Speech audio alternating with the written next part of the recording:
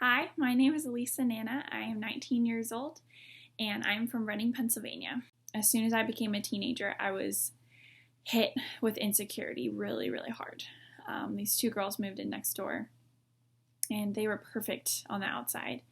They wore the best clothes and they always looked great, and I didn't really understand any of that. And so I started to become aware of how different I was from everyone else. I was very naive. I always obeyed my parents and I didn't really care about how I looked. And so I just became very, very, very insecure.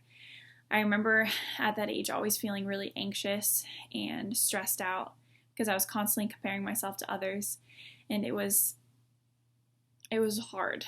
And the hardest thing about it is I didn't tell anyone really. I didn't tell my parents about it. I didn't tell any leaders in my life about it because I was a pastor's kid. So I had to, keep up the reputation of being a good pastor's kid. But it was very painful. And at such a young age, to strive to be perfect and strive for this impossible thing, it, led to deeper issues in my life later. So I sought other ways to control my life. One of those ways was not eating. And thank God I didn't fall deep into this, but I fell deep enough that it messed with my relationship with God and messed with my life. I would skip meals here and there as a way of controlling my body and how I looked, because I'm really tall, and so I just always felt so much larger than everyone else. So I thought, well, this I can control, this I can do. And so I would skip meals, and whenever I would skip meals, I would feel really, really empowered, and it was like a rush. And food made me sick, and so when I would skip meals, I was like, yes, I did it. This is awesome. And it was a momentary, rush of joy. And, but thank God he didn't let me dabble into that too much. I realized how dangerous that was, so it was kind of just a mechanism that I would fall back on sometimes, but it didn't control my life completely. But I still was really insecure and constantly comparing myself to others. And then it became an idol of perfection.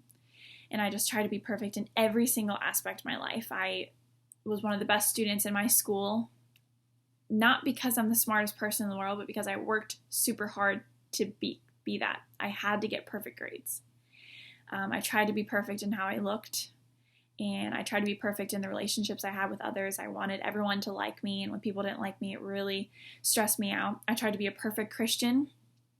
At church, I was, the best pastor's kid you could ever meet. I helped with the worship team. I helped with youth group. I helped with the kids ministry. I did everything right. I was perfect in every aspect, and nobody really knew what was really going on inside.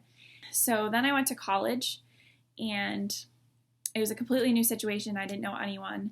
And so all of a sudden, these insecurities hit really, really hard again. I hadn't felt that insecure since I was 13. And I just felt like everyone was looking at me and judging me, and that I was constantly on stage, and that I was surrounded by these eyes of people. And I just remember walking in college with my head down, and I didn't want to see anyone. I didn't want people to look at me because I just felt so insecure. But the thing that changed once I got to college is I started letting people in.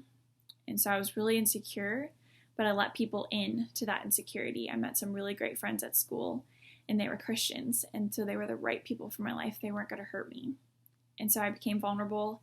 I let my guard down for one of the first times in my life. I let people in and I let God in.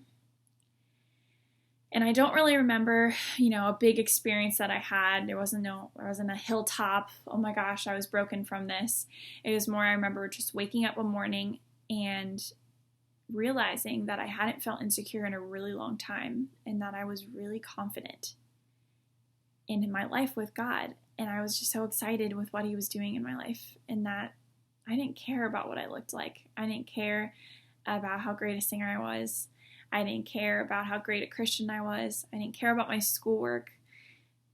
I just wanted to glorify God, and I just wanted to do what he had for me.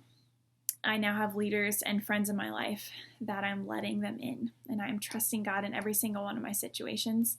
And this idol perfection is gone. I mean, we still stumble every once in a while, feel insecure, but I don't have this weighing on me, and I don't feel a burden to always be perfect.